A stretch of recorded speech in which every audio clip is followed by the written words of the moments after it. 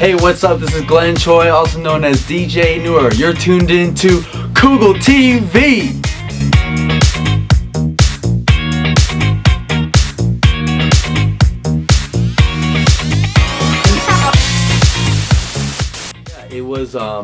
I was actually born in LA but raised in Korea, so I moved there when I was 10. And then I always stood out in the 90s because I dressed differently, my hair was different, I was sort of like in my rocker stage. And so when I went to Korea, I stuck out like a sore thumb. And that was really the beginning of how I got scouted from the labels, because of course in music and record labels, they always want to look for an artist or an image that is different, it looks unique. And so so when I was 13, I got scouted by a company called DSP, and DSP is known for artists like Kara, Picker, Iori, and so but yeah, I was sort of at the beginning stages of that company. It was in 1995 when we debuted, and then I did it for a few years, but I was in high school, so I wanted to make sure I took care of my education first before anything else. And so I left my music career, and I just focused on finishing high school, and then the plan was to come to the US and go to university.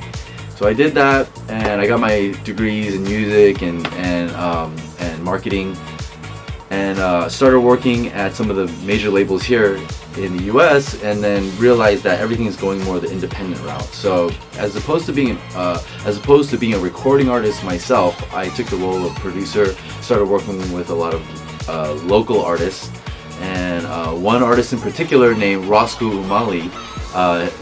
He's a hip-hop artist that we were able to produce in LA, and then we got him onto radio, and we had quite a bit of success here in the West Coast.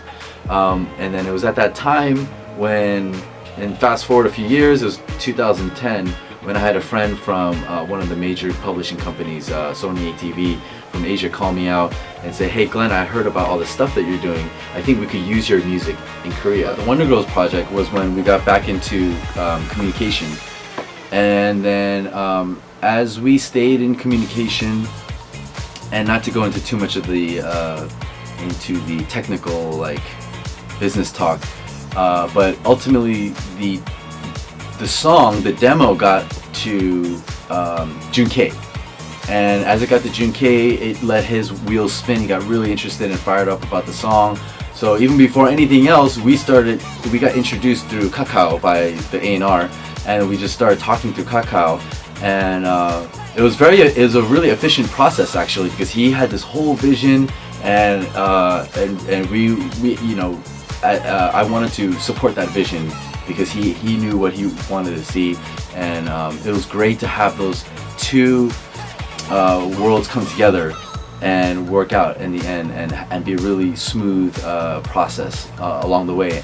And that's one of the really big projects that I'm very proud of, because it came out. So the Jeongjin project happened because I knew that CJ was working on a couple of artists and projects on their own, and in being in touch with the label and knowing some of the people that work there, I heard about this project. So I had thought of the idea of, why don't we try doing something a little bit different, bring in a collaborator, an accomplished platinum selling American producer, actually he's Canadian, Brian Howes. We were able to contact Brian Howes and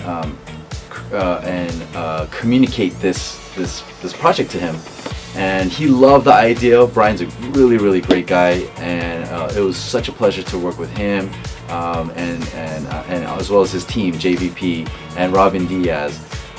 They were a part of this project as well. So Jung Jun-young wrote and composed the song. I think it was Jung Jun-young and Taemin, which is his lead guitarist.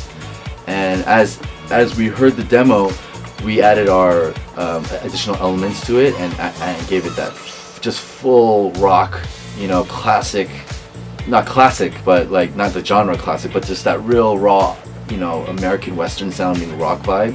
And the vibe that the creative direction that how it started was I felt like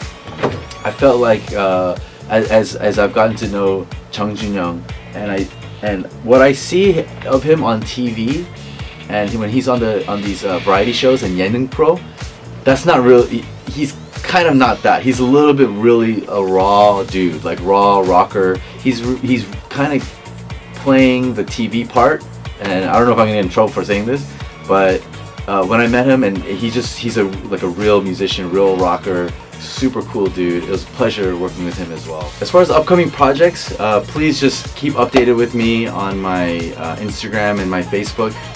That's the best way to see what's the latest happenings with not only myself but like my team that I work with. And yeah, there's a lot of exciting more things to come, so please just stay tuned.